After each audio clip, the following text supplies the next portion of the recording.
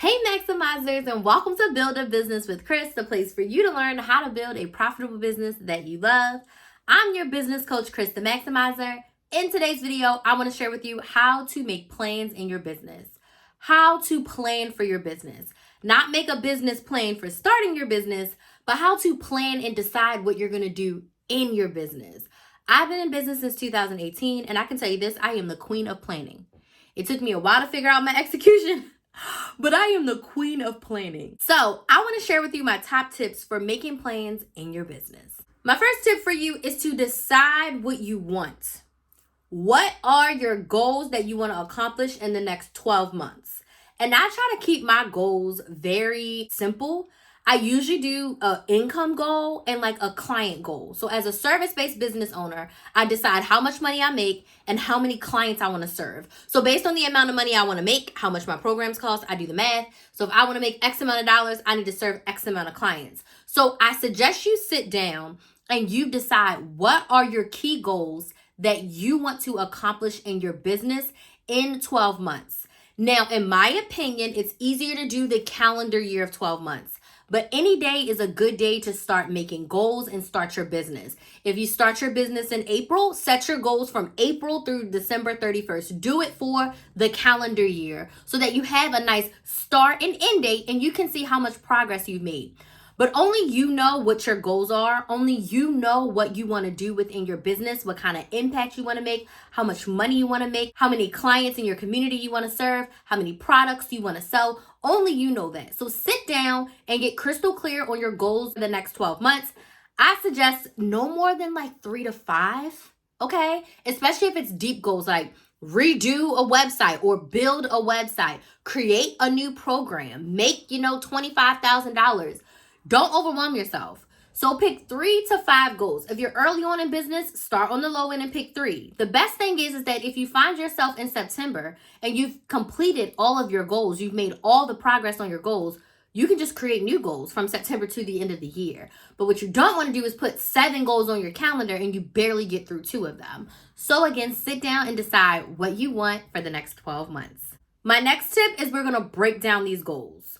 So we're going to break down our 12-month goal into quarterly goals and into monthly goals. Let's pick a nice round number and let's just say it's your first year in business, it's a side hustle, and you've decided you want to make $10,000 your first year. So we're going to break that $10,000 up into $2,500 per quarter. So every 3 months you want to make $2,500.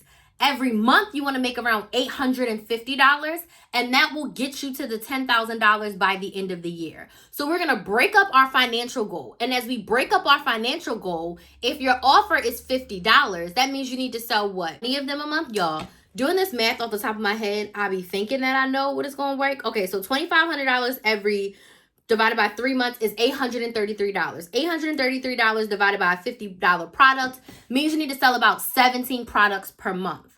So now you have actionable, tangible goals of like, all right, I need to sell 17 of my products, of my offers every single month to get me to my monthly goal, to get me to my quarterly goal, to get me to my yearly goal. And then you reverse engineer even more. How do I need to show up for my audience to sell 17 items? And then how do I have to build my audience to sell 17 items per month? How do I have to engage with my audience? What kind of content do I need to create? How do I need to show up to get those sales? So first, break down your goals into monthly and quarterlies. So then that way we know exactly how many of each offer we need to sell to reach that goal. Now you have your goals all set up. Now I want you to look at your analytics. Okay, you've been in business for a little bit. I want you to look at your analytics. What does your social media tell you about when you're posting and what you're posting? What are your comments looking like? What are your email list open rates? What are people clicking on? What do people want more help with? What questions are you getting all the time? When you're making future plans in your business, maybe the offer or the product that you've been selling hasn't been doing so well, and maybe you need to make a tweak.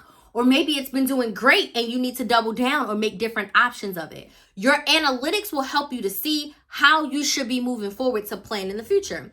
So we led with the money, but from that, you may learn like, okay, last year or the last couple months, I haven't made what I wanted with this offer. You get your feedback, you look at your analytics, people aren't really feeling this offer, but that pop-up offer that you sold out.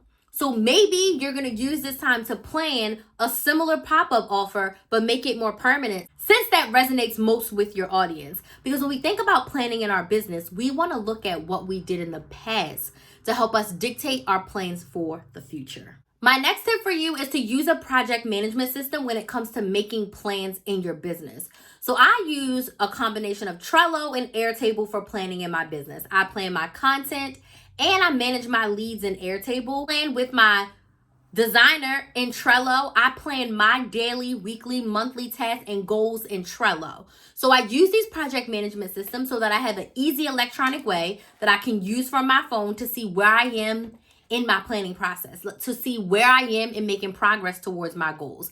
It also allows me to work on the go. So I don't necessarily have to have my laptop to check in to see what I need to be doing. So if you're making plans in your business, a notebook is always okay, but using a Google Doc and using a project management system is always going to be a little bit easier for you. And long term, I can look back to my goals that I set for 2021, for 2020, for 2022, for 2023. I can see what progress I made. I can see what I sold. I can see what did well. I see what didn't do well. Versus a notebook, you got to fish that bad boy out. But if it's all in Google Docs or it's all in a project management system, you can constantly keep yourself accountable and review your past to help you dictate what you want to do in the future. Then my last tip for you is to review your monthly plans to make sure you are making progress. I make progress on my goals every single week, and every month before I set what I'm doing for the next month, I look back to see what I did in the last month. For instance, as I'm recording this, it's February. When you're watching this, it's March. My January for content did not go the way that I planned. I did not post all 12 videos like I planned. And also I didn't do the same in December. But in February, your girl got her life together. I posted every week like I was supposed to. I went live more than I ever did this whole year, pun intended. I only went live, I think, 11 times in January, and I wanted to go live 4 times a week. So I wanted to go live closer to 16 times. So I'm not beating myself up. I'm happy I went live 11 times. But I used that data to say, you know what, Crystal, you had the capacity to do more.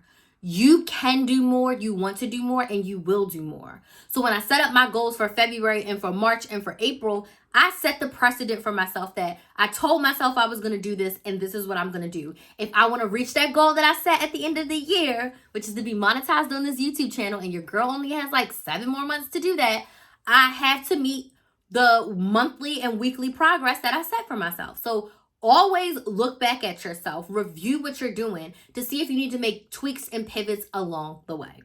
So these are some of my tips to help you make plans within your business. Let me know if you have any questions or you want any clarity about anything that I shared in regards to planning your business. If this content was helpful for you, make sure you thumbs up and subscribe and join the Build a Business with Chris family. I want to thank you all so much for watching, and I'll see you in the next video.